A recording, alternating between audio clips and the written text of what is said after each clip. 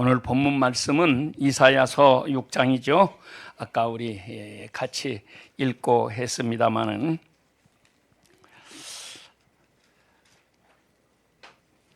우리가 이렇게 그냥 모여서 예배드리고 그렇게 돌아가기보다는 우리가 이 이사야가 보았던 환상을 우리도 같이 보는 사람이 좀 되면 좋겠다 하는 생각이 듭니다. 그래서 제가 이 앞부분을 이렇게 읽으면서 간단하게 좀 설명을 해 드릴 거니까 우리는 눈을 뜨지 말고 눈을 감고 정말 이 환상이 이사야가 본 환상이 아니고 내가 지금 이 자리에서 보는 환상이다 하는 이런 체험이 오늘 우리에게 일어나시게 되기를 바랍니다. 그래서 지금은 마지막 때고 우리 조국의 통일이 눈앞에 바싹 다가왔고 저 이란도 무너지고 중국도 무너지고 하는 거 보니까는 김정은이도 이제 며칠 안 남았죠. 저거 진짜로 며칠 안 남았어요. 그런데 이제는 우리가 해야 될 일이 너무 많아요. 통일되면 올라가서 우리가 복음 전하고 무너진 재단 다시 쌓고 하는 일뿐만이 아니고 이제 오늘 본문 말씀 이따가 설교하면서 다른 얘기도 더 하겠지만 여하간 우리 마지막 때에 하나님이 한국을 들어서 크게 역사하시니까 어마어마한 일들이 우리 앞에는 이루어지는 것입니다. 그래서 자 우시야 왕이 죽던 해에 내가 본즉 주께서 높이 틀린 보좌에 앉아 계신데 그의 옷자락이 성전에 가득하였고 스랍들이 모시고 서 있는데 각기 6날개가 있어서 그 둘로는 자기 얼굴을 가리고 둘로는 자기 발을 가리고 그리고 가운데 있는 2날개겠죠. 그것으로는 서로 날아다니면서 서로 이르기를 거룩하다 거룩하다 거룩하다 만군의 여호와여 주의 영광이 온 땅에 충만하도다 이렇게 노래합니다. 자, 그러니까 우리가 이런 장면을 우리 지금 다 같이요 우리가 눈을 감고 한번 이 장면을 그려보세요. 그러면서 주님께서 오늘 우리에게도 이 놀라운 장면을 보여주시기를 원하고 그렇게 해서 우리가 이 놀라우신 은혜의 세계 속에 들어가는 사람이 되어야 하겠습니다. 하나님께서 선지자들을 불러내실 때에 그냥 불러내시는 게 아니고 이 놀라운 환상을 주시면서 불러내시고 하나님의 말씀을 먹여주시면서 불러내시고 이런 역사를 이루셨는데 오늘 이 자리에 모여든 우리 모두에게도 이 아름다운 환상을 보여주시고 새로운 꿈을 주셔서 우리가 정말 하나님의 일꾼으로 새롭게 변화받는 복되고 아름다운 시간이 되어야지만 하겠습니다. 자, 다 눈을 감으셨죠? 이 말씀 한번 보세요. 하나님의 보좌가 있습니다. 높이 들린 보좌에 앉아 계시는데 그 주위에 스랍 천사들이 날아다닙니다. 6날개를 가진 천사들이 날아다닙니다. 그런데 둘로는 얼굴을 가렸고 둘로는 발을 가리고 그러니까 하나님 가까이 모시는 사람일수록 첫째는 눈을 가려야 돼요. 자기를 가리는 거죠. 자기를 가리는 거예요. 그런데 우리는 다 자기를 얼굴 드러내길 좋아해가지고 그냥 자기 나타내려고 애를 쓰는데 하나님이 진짜로 사랑하시는 분에게는 얼굴을 이렇게 가려주십니다. 둘째는 발을 가려주신다고 그러죠. 여기저기 함부로 쏴 돌아다니지 말고 우리가 내 가는 곳 조심해야 되죠. 모든 것 다 조심해야 되지만 이렇게 조심하면서 가운데 2날개로만 날아다니면서 하는 게 뭡니까? 거룩하다 거룩하다 거룩하다 만군의 여호와여 하나님 앞에 찬양을 드리고 영광 돌리는 이 아름다운 이 역사가 천사들에게서 일어나는데 오늘 우리들에게도 이런 생활이 이루어지게 되기를 위해서 하나님 앞에 은혜를 간구하는 것입니다. 그렇게 해서 우리가 이런 장면을 지금 마음속에 말씀을 드리면서 이 장면을 그리면서 그래야지 말씀이 내 마음에 들어옵니다. 마음에 깊이 깨달아집니다. 아름다운 역사가 일어나야지만 하겠습니다. 자, 그런데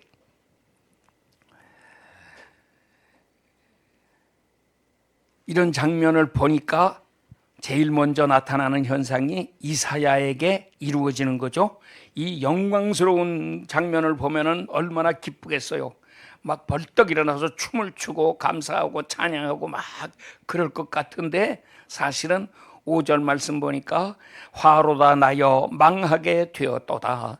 나는 입술이 부정한 사람이요 나는 입술이 부정한 백성 중에 거주하면서 만군의 여호와이신 왕을 배웠음이로다.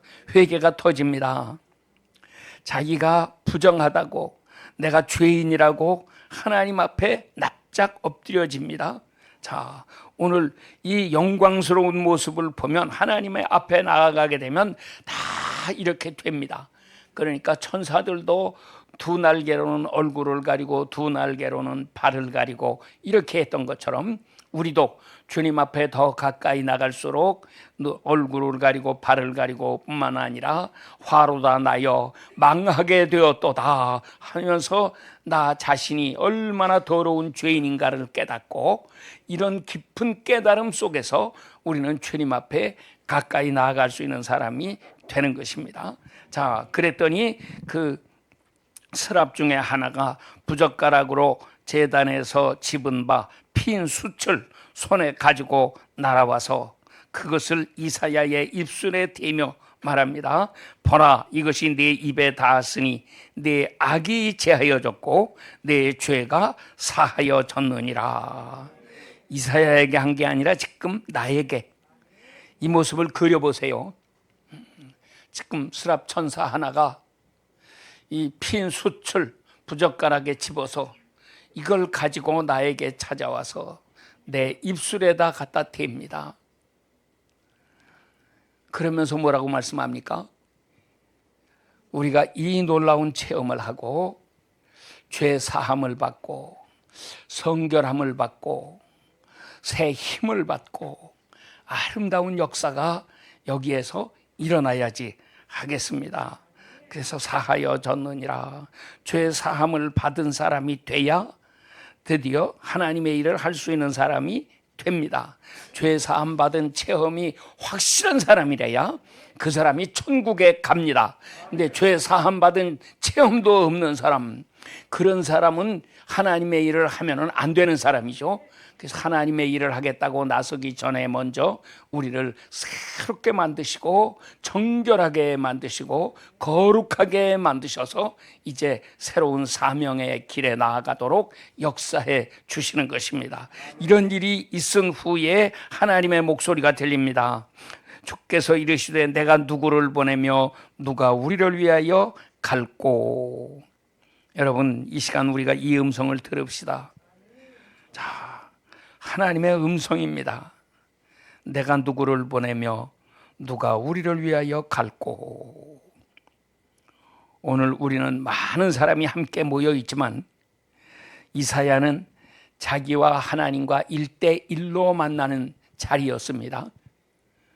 하나님께서 많은 사람 놓고 내가 누구를 보내며 누가 우리를 위하여 갈꼬 하고 말씀하신다면 아마 하나님, 나는 빼놓고요, 나는 자격이 없습니다. 그러니까 내 옆에 아무개 보내주세요.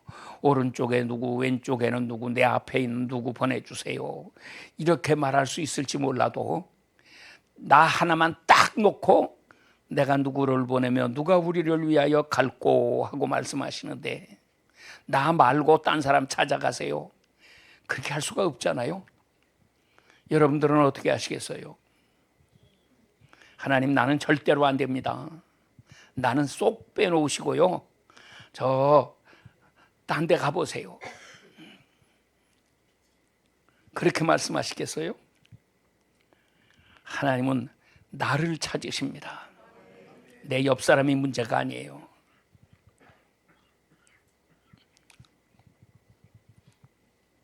그러니까 이사야가 대답하죠. 내가 여기 있습니다. 나를 보내주소서.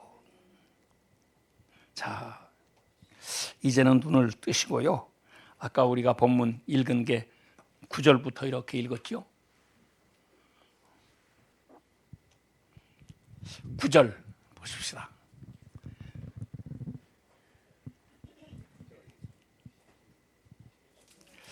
여호와께서 이르시되 가서 이 백성에게 이르기를 어떻게 해야 된다고요? 듣기는 들어도 깨닫지 못한다. 보기는 보아도 알지 못한다. 또 하나 더 있죠. 들어도 깨닫지 못하고 보아도 알지 못하고. 그러면서 10절 이 백성의 마음을 둔하게 하며 그들의 귀가 막히고 그들의 눈이 감기게 하라. 내가 처음 예수님 믿고 한동안은 이렇게 이 말씀 읽으면서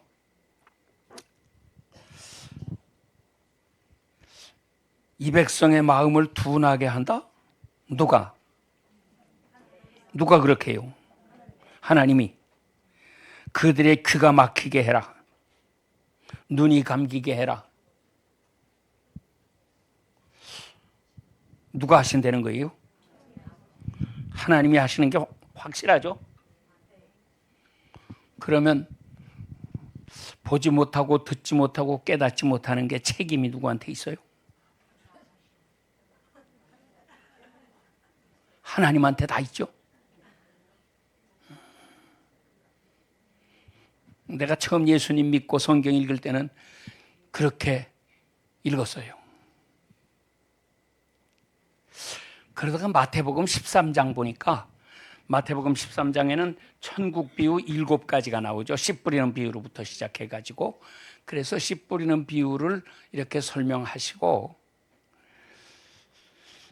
제자들이 설명을 해달라고 하니까 예수님께서 그 말씀을 설명을 하세요.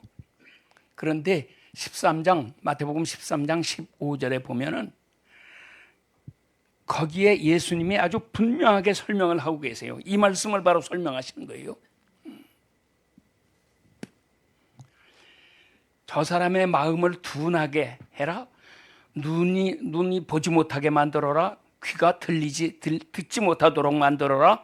이렇게 하시는 게 하나님이 하시는 게 아니고 누가 하는 거라고 그래요? 응? 자기가 그런데요. 내가 이거 보면 안 되는데,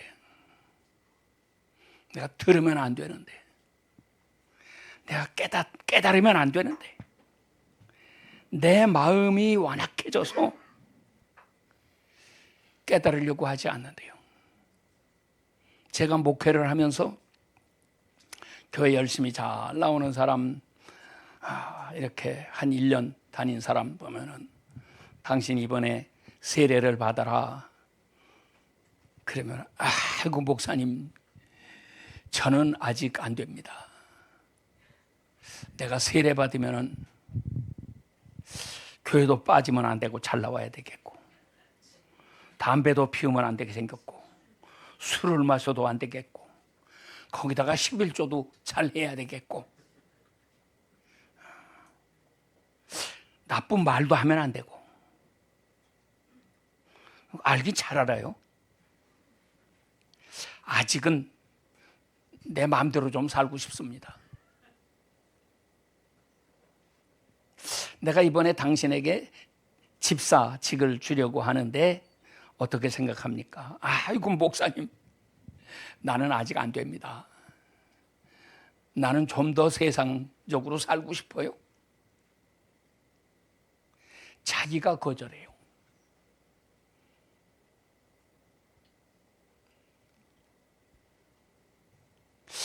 이런 사람들이 많죠. 하나님의 말씀을 전해주면 말씀이 옳은 줄은 알아요. 고개는 끄덕거리면서 옳다고는 하는데 그렇지만 아직은 나는 안 돼. 조금 더 세상을 즐기고 늙어 이제 나이 좀 더 많이 먹어서 늙으면 그때에 예수 믿지. 아직은 젊으니까 한창 즐겁게 놀아야 될 때인데 노세 즐거 노세 늙어지면 못 노나니? 젊을 때 참 이렇게 마음대로 하고 싶고 이렇게 하다가 늙어지고 힘없어지면 이제 그때는 천국 갈 준비를 해야 되겠는데, 사람들이 자기가 거절하고 있는 거예요. 보려고 하지도 않고 들으려고도 하지도 않고 깨달으려고도 하지도 않고, 이게 완악하다고 하는 거죠. 성경에서는 완악하다, 전에 개혁성경은 강팍하다라는 말을 많이 썼는데, 강팍하다, 완악하다, 고집스럽다, 이게 다 깨져야지. 그래야 하나님 말씀이 들어가는 거잖아요. 그래야 들어갑니다. 그런데 하나님께서 이사야를 보내시면서 말씀을 이렇게 하세요. 이 백성들을 마음을 둔하게 하고 귀가 막히고 눈이 감기게 해라. 그런데 사실은 그들을 하나님이 그렇게 만드시는 게 아니고 자기들이 스스로 눈으로 보고 귀로 듣고 마음으로 깨닫고 돌이켜서 고침을 받기를 자기들 스스로가 거절하고 있다고 하는 거잖아요. 그러면 이사야가 아니고 지금 나한테 하나님이 나를 불러가지고 이렇게 보여주시면서 말씀을 하셨다면, 나 같았으면 하나님께 뭐라고 대답을 했을까? 제가 생각할 땐 두 가지예요. 하나님, 그러면 왜 나를 보내십니까? 이 사람 전해봤자 듣지도 않을 건데. 그렇죠? 전도자가 하는 일은 그거예요.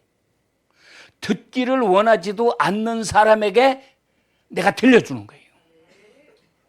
보기를 원하지도 않는 사람에게 뭔가를 보여주려고 하는 거고, 다 안 보려고 하고 안 들으려고 하고 깨닫지 않으려고 하는 거고, 이 강팍한 마음을 가진 사람들,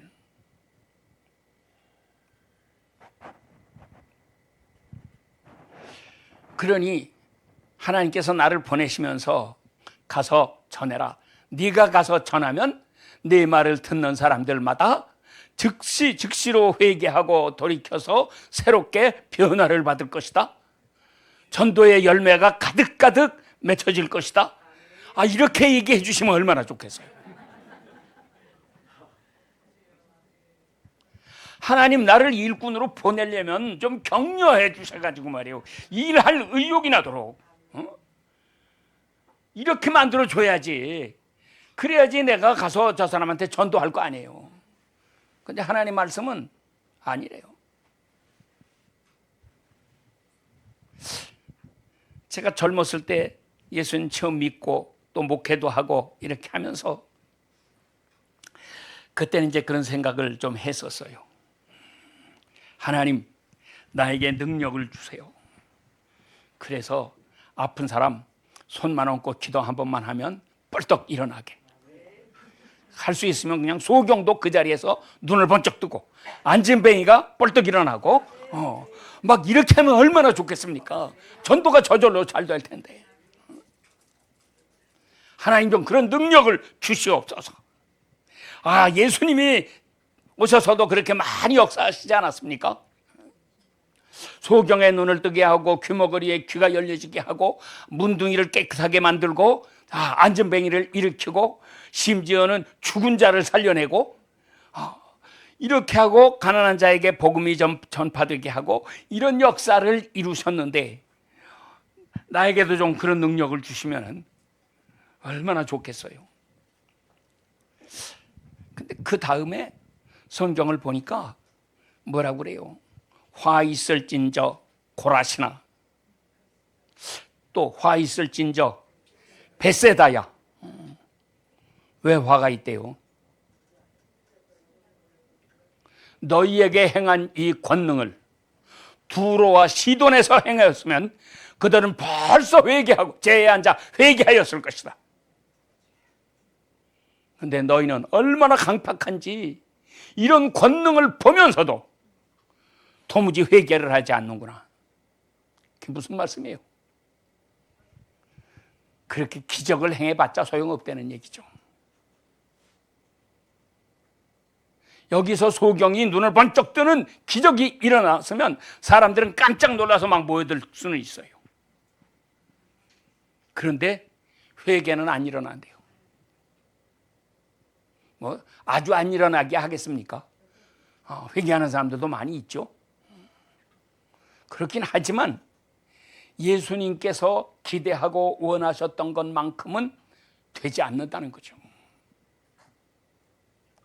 네가 가서 아무리 큰 능력을 행해도 그 능력을 행하는 것으로 말미암아 회개하고 변화받는 사람은 사실상 없다는 얘기예요. 네가 아무리 지혜롭게 말씀을 하고 능력 있게 말씀을 전해도 그 말을 듣고 회개하고 변화되는 사람은 거의 기대할 수가 없다는 말씀이죠. 그러면 하나님은 왜 나를 보내세요? 나 같은 거 보내지 말고 가서 전도하면은 회개가 팍팍 일어날 수 있는 사람 좀 보내시죠. 근데 사실은 예수님이 오셔서도 안 되는데 누가 와서 막 회개가 빵빵 터지게 그렇게 만드는 사람이 있겠습니까? 없는 거예요. 없는 게 정상이에요. 있는 게 잘못된 거예요. 그러니까 기사이적을 행해도 안 돼요. 말씀을 아무리 지혜롭게 하고 유식하게 하고 능력 있게 전한다고 해도 안 되는 건 안 되는 거예요. 그래서 첫째 제가 물어보고 싶은 거는 하나님 그런데 그러면 왜 나를 보내십니까? 또 하나 더 물어보고 싶은 게 있어요. 하나님 그럼 어떻게 하면 되죠? 어떻게 하면 저 사람이 회개하고 새 사람이 될 수 있겠습니까? 그것 좀 가르쳐 주세요. 그런데 오늘 이 성경 보면 이사야는 그렇게 묻질 않았어요. 뭐라고 물었습니까? 뭐라고 물었죠? 이게 오늘 설교 제목이에요. 어느 때까지니까? 뭐가 어느 때까지라는 거예요? 어느 때까지냐고 묻는 거예요? 인간들이 강팍해져서 회개하지 아니하고 이렇게 하나님 말씀을 받지 않고 하는 그런 짓을 언제까지가 하겠느냐 그 말이죠. 하나님 언제쯤 되면 사람들의 마음이 녹아져 가지고 하나님 말씀을 받게 되겠습니까? 언제쯤 되면 저 사람이 변화돼서 새로워지겠습니까? 그랬더니 예수님 말씀, 하나님 말씀이 황폐해질 때까지다. 황폐해질 때까지. 땅이 황폐해지면 농사가 안 돼요. 과일나무들도 열매가 신통치 않을 거예요. 양식이 없어져요. 그래서 기근이 옵니다. 가난해지니까 그 다음에 민심이 흉흉해집니다. 도둑이 많아지고 사회가 불안정하고 사랑이 메말라져 버리고 서로 믿고 사는 사회가 되지 못하고 전부 의심하면서 살아야 되니까 저놈이 도둑놈 아닐까? 저놈이 내 거 훔쳐가려고 나를 해치려고 하는 놈 아닌가? 사회가 흉흉해져요. 도덕이 타락해요. 전쟁이 나요.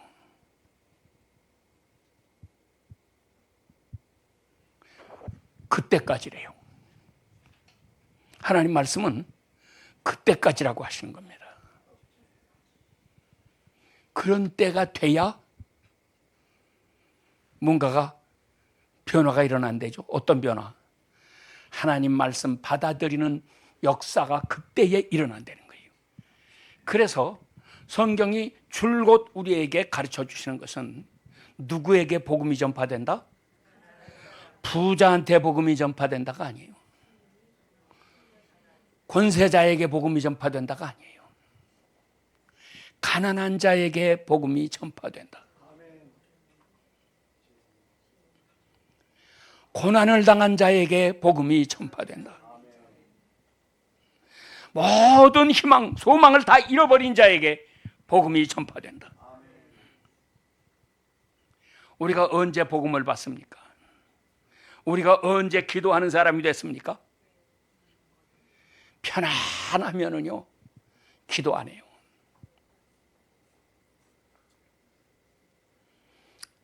기도도 안 하는데 성경 읽겠어요?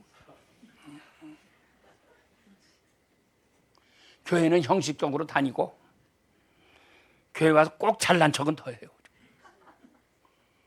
내가 그래도 돈이 이만큼 있고 내가 이만큼 배웠고 내가 이만큼 사회적인 지위가 있고 뭐 이런 거 내세우면서 교회 와서 자기가 쥐고 흔들어대려고 그러지, 하나님 앞에 납작하게 엎드려지는 게 없단 말이에요. 근데 하나님은 이사야를 불러내실 때에 이 하나님 보좌의 영광스러운 장면을 보여주시면서, 이런 걸 보여주시면 야 신난다 좋다 하고 춤을 추는 사람이 되는 게 아니고 어떻게 된다고 그랬어요? 납작하게 엎드려지잖아요. 화로다 나여, 화로다 나여, 망하게 되었구나. 왜? 죄가 보이니까. 이게 정상 코스예요. 예수님 믿어가지고 막 복이 굴러 떨어지고 그래서 부자가 되고 모든 게 척척 잘 되고 막 이렇게 하는 게 좋은 게 아니고 어려움을 당하는 거죠. 하나님께서 우리나라를 세우시고, 자, 우리나라가 얼마나 많은 고난을 당했습니까? 2조 말기에 세계 열강이 다 침략해 들어와 가지고 전쟁을 해도 꼭 왜 우리나라에서 전쟁을 하죠? 일본하고 청나라하고 전쟁하면 지네들끼리 저 바닷가에 가든지 자기네 나라 쳐들어가서 전쟁하든지 그러지, 왜 우리나라에 놓고서 전쟁을 해요? 일본하고 러시아하고 전쟁하는데 무대는 한국. 2차 대전에 일본이 패전을 해가지고 쫓겨났으면은 일본을 가서 반토막 내가지고 거기를 남북 갈라서 누가 나눠 먹든지 뭐 어떻게 하든지 그러지, 왜 한국을 와서 반토막 내갖고, 이게 세상에 억울하기 짝이 없는 얘기예요. 세상의 역사를 봐요. 어느 나라가 그렇게 된 나라가 있습니까? 왜 이렇게 만드셨을까? 근데 이 말씀 보니까 조금 이해가 되는 거죠? 내가 너희 나라를 황폐하게 만든다. 왜? 그래야 복음을 받아들여 회개가 일어난다. 하나님, 이 땅에 왜 이렇게 빨간 물든 인간들이 많습니까? 이 아름다운 나라에 뭐 교회 폐지하는 법을 만들겠다고?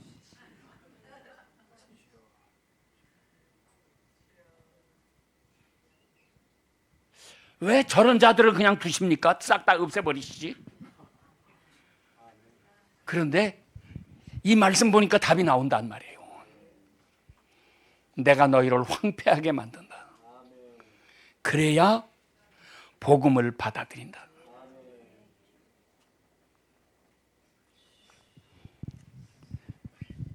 우리는 하나님의 뜻을 다 깨닫지 못해요.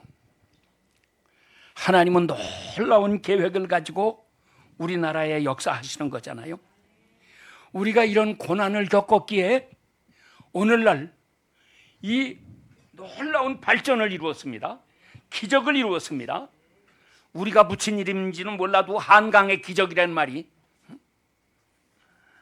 독일이 발전했다고 그래가지고 라인강의 기적이라고 그랬는데 그걸 가지고 우리가 또 끌어와서 한강의 기적이라고 해요. 근데 전쟁이 나기만 하면 우리는 가만히 앉아서 수지 맞아요. 돈은 다 우리한테 와요.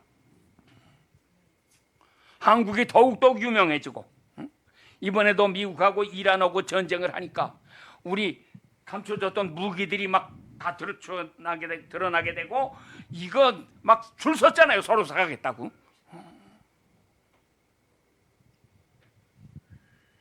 그러니까 아까도 얘기했지만은 이제 통일이 바로 눈앞에 왔다. 하나님은 우리를 이렇게 발전하게 만드셔가지고 그 다음에 통일을 주셔야지. 옛날 우리 해방되고 나서처럼 가난하게 살 때에 통일이 됐더라면 그건 얘 다 빨갱이 세상 되고 말았어요. 그런 속에 하나님께서 이런 시련을 주시고 위대한 지도자들을 주시고 그래가지고 우리를 이렇게 끌고 왔고 우리 일반 백성들은 하나님 앞에 기도하는 사람이 되게 하시고 하나님께서 강권적으로 우리를 이렇게 모으셔가지고 너희들 오늘 밤에 기도해라 막 안 오겠다는 사람도 하나님 강제로 끌어내시잖아요. 그러니까 이게 내가 하는 것 같아도 사실은 내가 하는 게 아니고 주님이 해주시는 거더라. 하나님이 내 마음을 강팍하게 만드시고 눈이 멀고 귀가 들리지 않고 이렇게 만드시는 분이 아니고 하나님은 오히려 우리를 이렇게 하나님 앞에 불러내셔가지고 기도하는 사람이 되게 하시고 그래서 드디어 하나님 말씀이 우리에게 보이고 들리고 깨달아지고 하는 이 새 역사가 일어나게 해 주신다고 하는 거죠. 그래서 오늘도 우리가 큰 복 받으려고 이렇게 찾아 모였습니다. 아름다운 역사가 일어나야 됩니다. 근데 왜 세상이 이렇게 하나님 말씀을 전해도 안 받아들이고 회개하지 않고 이런 일이 일어날까? 근데 이 세상에 마귀란 놈은 세상적인 지혜를 줘요. 그래가지고 하나님이 이렇게 말씀하시는데 아니야, 나는 그렇게 안 할 거야. 나는 연구를 해야지. 어떻게 하면 이 사람이 말씀을 잘 받아들일 수 있게 할까? 그러니까 그거를 연구를 해요. 그래가지고 친절하게 해주고 저 사람 자꾸 칭찬 많이 해줘가지고 높여서서 기분 좋게 해주고 막 그러면은 이제 그때는 내가 전하는 말을 받아들이지 않겠어요? 근데 받아들이는 것도 또 어떻게 하느냐? 하나님께서는 물건을 하나 주시고 우리에게 이거 하나에 100원씩 팔아라. 그러면 이거 가져가서 내가 이 사람에게 얘기합니다. 이거 사세요. 값이 얼마입니까? 100원이요. 그 100원 너무 비싸요. 그걸 무슨 100원씩이나 주고 삽니까? 좀 깎아주세요. 그러면 한 50원? 50원 하면 사겠소? 반값 해주는데? 그럼 어떤 사람은 살 거예요. 근데 저 사람한테 얘기하니까 그것도 너무 비싸요. 누가 그런 거 하나 사는데 50원씩이나 줍니까? 그럼 얼마면 사겠소? 20원 드릴게요. 오케이, 20원. 네. 또 다른 사람한테 가서 얘기했더니 20원도 비싸요. 그걸 누가 그런 거 20원씩 줍니까? 그럼 당신은 얼마 살 거야? 1원만 낼게요. 그랬더니 그래, 1원에 가져가. 우리 목사님들 얘기하는 거예요. 이렇게 팔아먹어요. 그러니까 그 물건이 이게 제대로 된 물건이겠어요? 다 가짜를 만들어가지고 그렇게 해서 다 팔아먹고 나는 다 팔았다 그러고 자랑하죠. 그렇지만 나중에 하나님 앞에 가서 계산하자 하실 때 뭐라고 할 거예요? 가짜 물건 산 사람들은 이게 뭡니까? 그러니까 하나님이 팔라고 하신 거는 이거를 구원이라고 하는 거죠. 그러니까 구원은 받아야 되잖아요. 그런데 5원도 안 받고 다 팔아먹어 버렸거든요.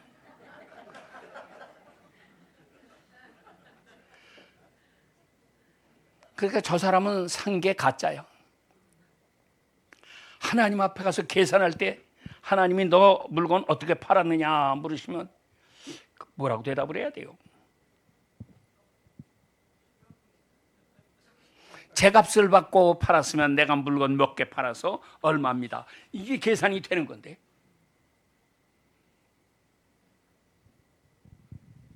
하나님 팔려고 보니까요 100원은 못 내겠대요. 너무 비싸대요. 그래서 50원에 깎아줬습니다. 그런데요 하나님, 내가 진짜는 안 줬어요. 진짜로 팔아먹으면 하나님한테 책망받으니까. 그래서 모조품, 가짜를 만들어가지고 이렇게 팔아먹었습니다. 하나님이 참 잘했다고 칭찬하시겠죠?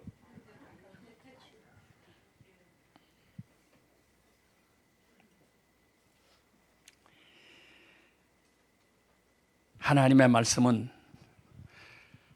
사실은 참 무서워요. 예수님 말씀하셨습니다. 마태복음 18장 3절, 너희가 돌이켜 어린아이들과 같이 되지 아니하면 결단코 천국에 들어가지 못하리라. 진짠가? 아니, 어린아이가 어디 있어요? 교회에서 살펴보세요.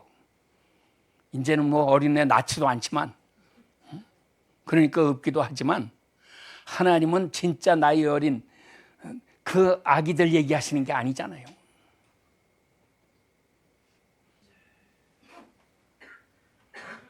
우리에게 어린아이들과 같이 되라고 하시는데 다 어른 노릇만 하려고 그러지 어린아이 되려고 하는 사람이 없어요. 아주 없는 건 아닙니다. 그래도 내가 이렇게 우리 교인들도 보고 많은 목사님들 만나보고 하면, 야, 이 목사님 참 어린애 같구나. 순수해요. 순진해요. 하나님 말씀을 믿어도 그냥 그대로 믿어. 성경 그대로. 잔꾀를 부릴 줄 몰라. 잔머리 굴리지 않아요.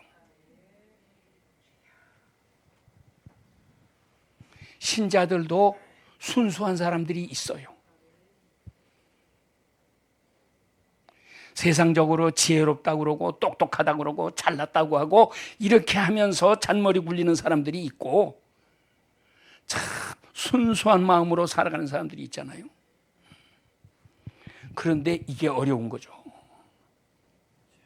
이렇게 되지 않으면 하나님 말씀이 액면 그대로 나에게 이렇게 받아들여지지 않는단 말이에요.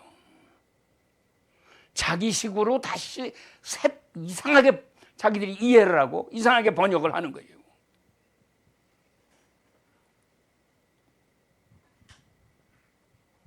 마태복음 5장 21절에도 결단코라는 말이 한 번 더 나와요.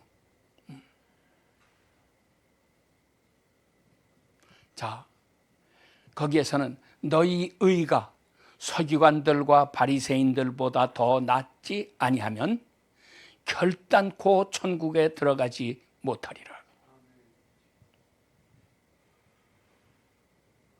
마태복음 5장 20절이죠.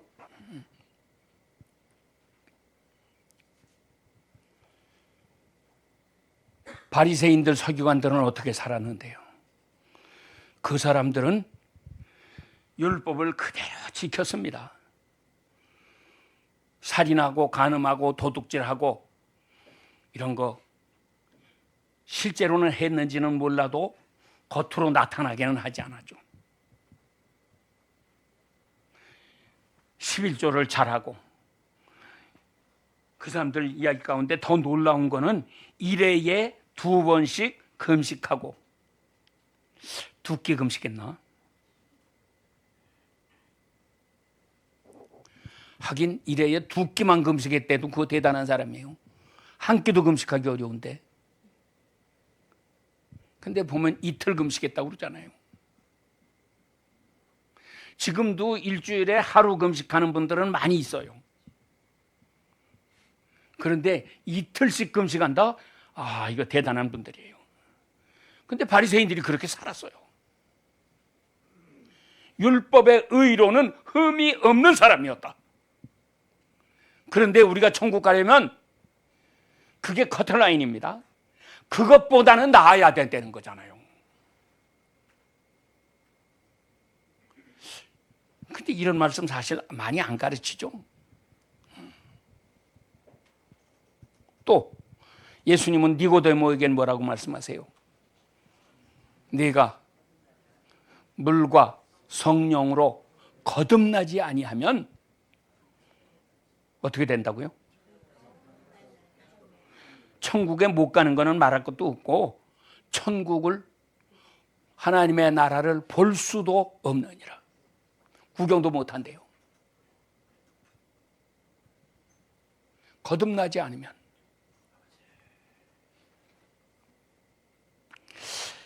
그랬더니 오늘날 이 설교자들, 목사들이 우리가 교회에 찾아 나온 거는 벌써 거듭난 거다, 그렇게 가르치더라고요.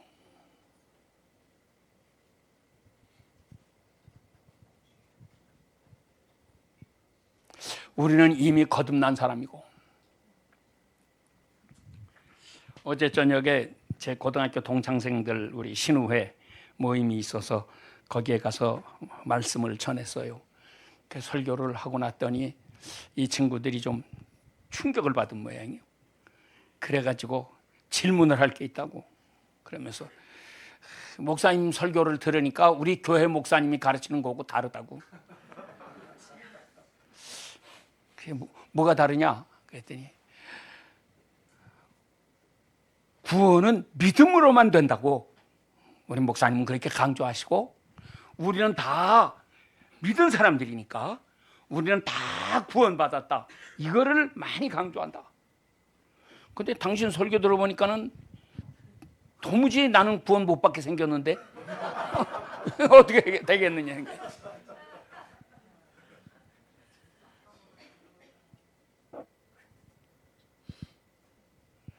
구원을 어떻게 정의를 하는 겁니까? 그러고 물어서 제가 그랬어요. 이제 첫째는 예수님 탄생하실 때에 요셉에게 마태복음 1장에서 설명하죠. 아들을 낳으리니 이름을 예수라 하라. 이는 그가 자기 백성을 그들의 죄에서부터 건져낼 자이심이라. 이렇게 말씀을 했어요. 그러니까 예수라는 이름의 뜻은 그들을 죄에서부터 건져낸다는 거예요.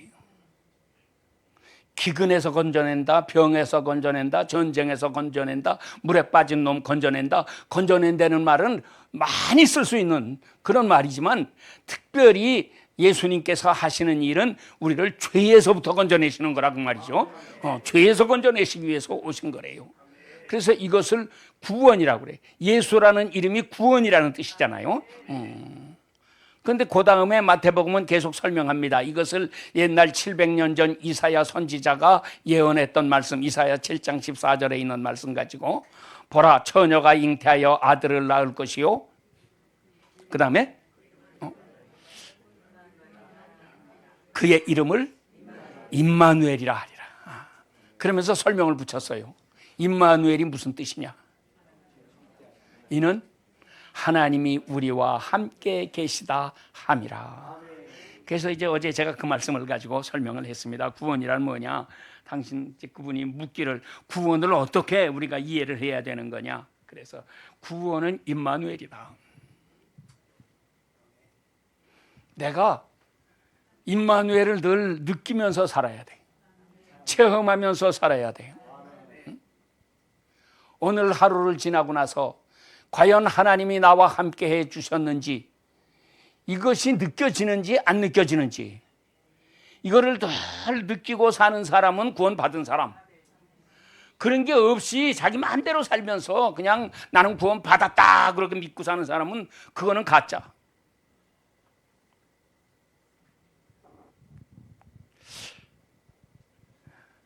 우리는 교회에서 배우기를, 우리는 이미 믿는 사람이니까 다 구원을 받았다고 배웠습니다.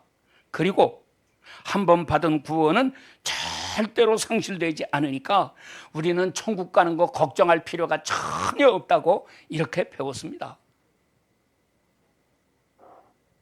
배우긴 참 잘 배웠는데, 중요한 건 뭐예요?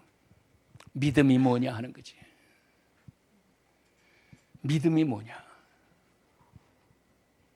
예수님은 제자들에게 믿음 없다고 무섭게 책망하셨어요.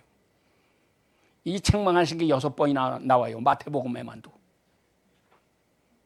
무엇을 먹을까, 무엇을 마실까, 무엇을 입을까 염려하지 마라. 믿음이 작은 자들아. 염려하는 거 믿음 아니야. 이런 게 들어있으면 믿음 다 뺏어가요. 요놈이 믿음을 파먹어요.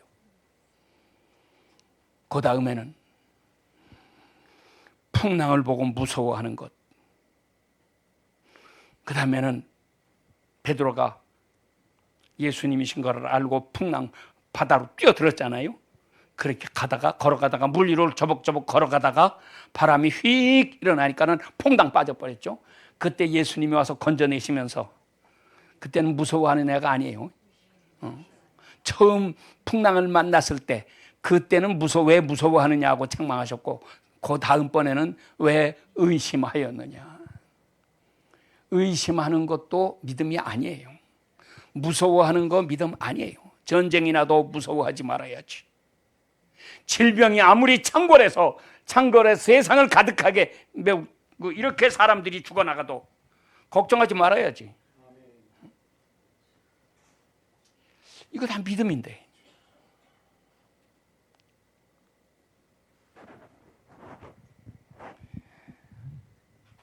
그래서 우리가 신앙생활 한다고 교회는 다니는데 믿음이 없어요. 맨날 근심걱정 속에서 살고, 두려워하면서 살고, 의심하면서 살고,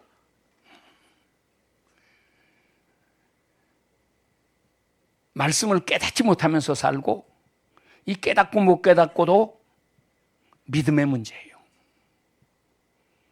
귀신 쫓아내지 못하는 것도 믿음의 문제고.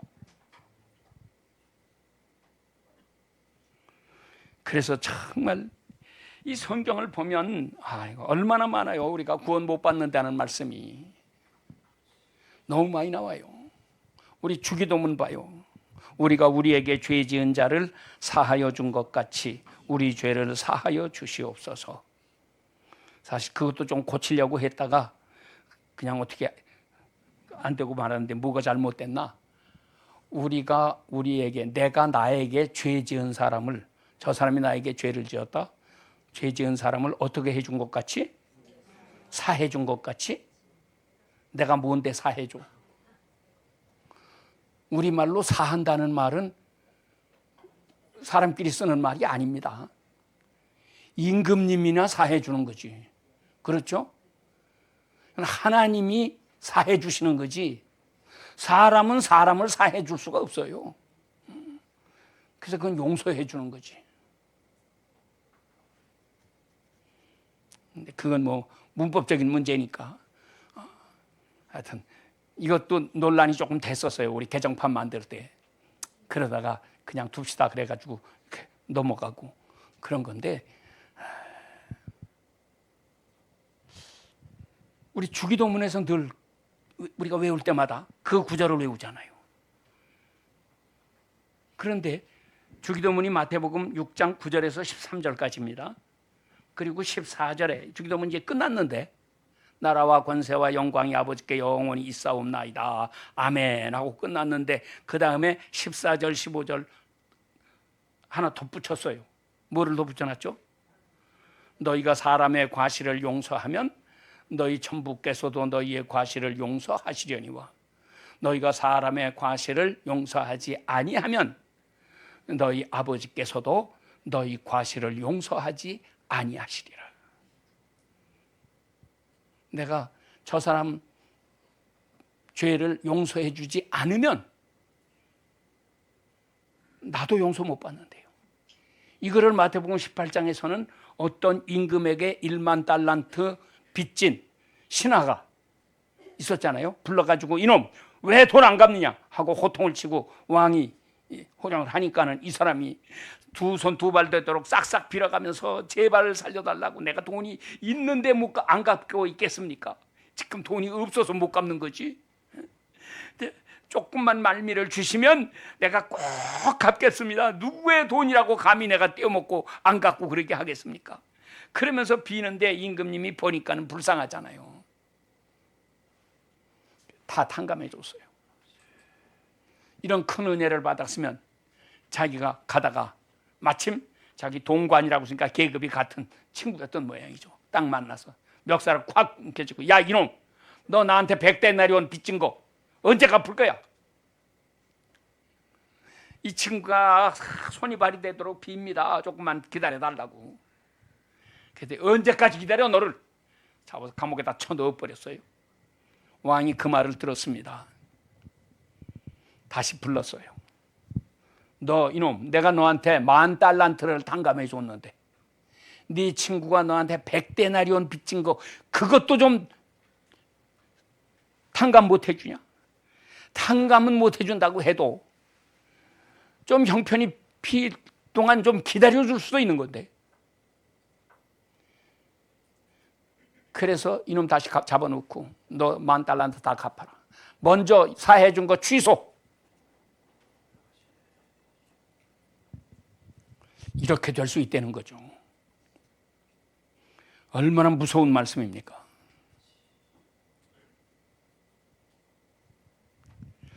용서 한 번 받았다고 끝난 게 아니에요. 그런데 세상에는 한 번도 용서받아 본 체험이 없는 사람도 가득해요. 그러면서도 자기는 다 용서받았대.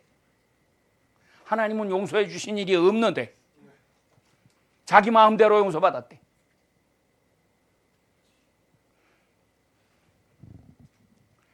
자, 그것뿐만 아니에요. 우리가 잘 아는 말씀 마태복음 7장 산상수훈의 끝 결론 부분, 나더러 주여 주여 하는 자마다 다 천국에 들어갈 것이 아니요 다만 하늘에 계신 내 아버지의 뜻대로 행하는 자라야 들어가리라. 그날에 많은 사람이 나에게 이르러서 한두 명이 아닙니다. 많은 사람이 옵니다. 주여 주여, 우리가 주의 이름으로 귀신을 쫓아내며 주의 이름으로 귀신을 선지자 노릇하며 귀신을 쫓아내며 많은 권능을 행치 아니하였나이까. 왜 나를 모른다고 하십니까? 주님은 뭐라고 하세요? 이 불법을 행하는 자야, 나에게서 떠나가라. 내가 너희를 도무지 알지 못하느니라. 얼마나 무서운 말씀이에요. 하나님 뜻대로 행해야 된대요. 그래서 우리가 잠깐 사는 동안 하나님 뜻대로 살아야죠.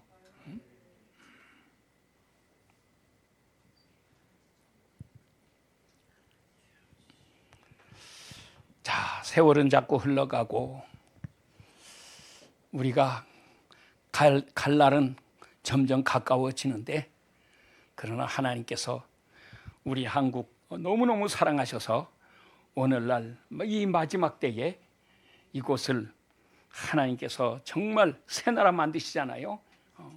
성경에 예언된 모든 예언이 대한민국에서 이루어집니다. 일어나라, 빛을 발하라.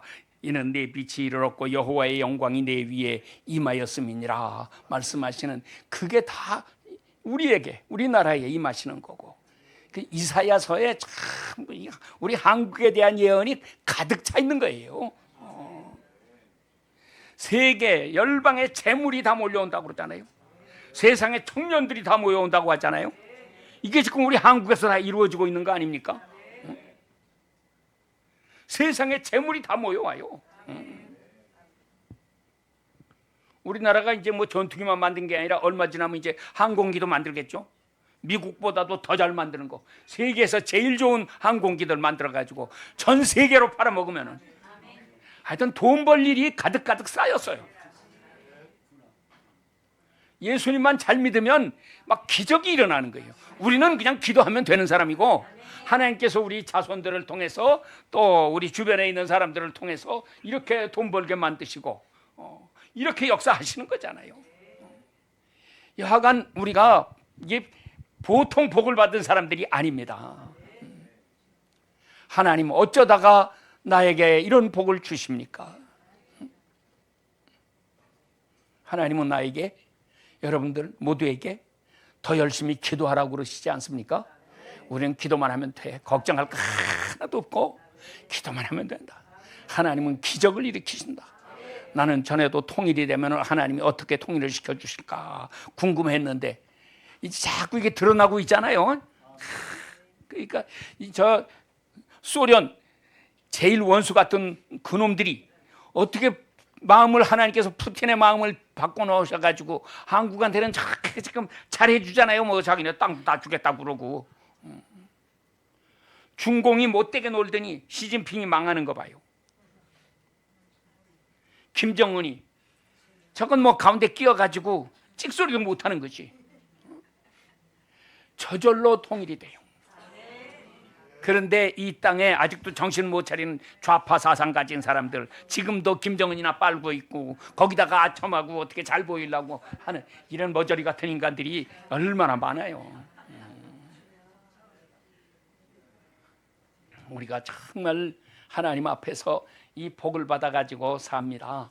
우리가 하나님 앞에 정말 영광 돌리면서 우리 하나님의 놀라운 새 역사를 맛봐야 하겠습니다. 그래서 이제 마지막 때는 추수하는 때예요. 그래서 심는, 예수님도 말씀하셨어요. 심는 이가 따로 있고 거두는 이가 따로 있다. 일반적으로는 내가 심고 내가 거두는 거지. 그런데 이 하나님의 농사는 옛날 사람들이 심어놓은 거고 마지막 때 사람들이 거두는 건데, 우리를 마지막 시대에 이 거두는 사람으로 택하셔서 부르시지 않았습니까? 전 세계에 우리 선교사님들이 다 나가 있고 이렇게 역사해 나가는데, 하나님께서 우리에게 필요한 거 모든 걸 다 부어주시고 이 아름다운 역사가 오늘도 우리에게 일어나고 있습니다. 그래서 이제 우리는 통일되면 빨리 북한에 올라가서 무너진 교회 다시 짓고, 우리 지금 치면 이제 모두 합하면 한 7천만도 더 되죠. 8천만 가까운 인구가 이렇게 되면은 지금도 좋은 나라가 되고 있지만 앞으로 훨씬 더 좋은 나라가 되고 전 세계로 우리가 뻗어나가게 되면 이제는 만주 사람들도 한국 되겠다고 찾아 모이고, 저 사할린 섬에 있는 그쪽 사람들도 한국 오겠다고 그러고, 저 블라디보스톡 여기서들도 이 연해주에 있는 사람들, 러시아 사람들까지 우리는 한국에 붙겠다 그렇게 이렇게 모여들고, 몽골이 지금 한국 되겠다고 하고 이렇게 찾아 모여들고, 저 중앙아시아에 이 스탄자 들어가는 나라가 모두 7개인데 그 위에 있는 5개 나라들은 한국 되겠다고 뭐 난리들이잖아요. 이렇게들 모여들고, 이제 뭐 그러니까 아프가니스탄하고 파키스탄하고 요건 2개는 남았는데 아직 거기는 조금 움직임이 없는 것 같고, 저 중앙아시아의 5 나라들은 다 한국하고 연합하겠다고 이렇게 나오고 있고요. 이게 얼마나 좋은 일들이 일어나는지 모르겠어요. 엄청난 일이 일어납니다. 내가 생각하지도 못했던 일들이 일어납니다. 기적이 날마다 일어나고 시간마다 일어나고, 내 속에서 일어나고 내 가정에 일어나고 내 주변에 일어나고, 여하간 우리나라에는 이렇게 복받을 일만 가득 쌓여 있습니다. 정말 우리 예수님 더 잘 믿고요, 더 큰 믿음으로 기도로 승리하는 성도들 되시기를 축원합니다. 아멘. 자, 우리 같이 기도하겠습니다. 우리 나라를 위해 기도합시다. 통일을 위해서 기도하겠습니다. 하나님께서 우리에게 새 역사 일으켜 주시옵소서. 주여 삼창하시고 함께 기도합니다. 주여 주여 주여, 크신 은혜를 감사합니다.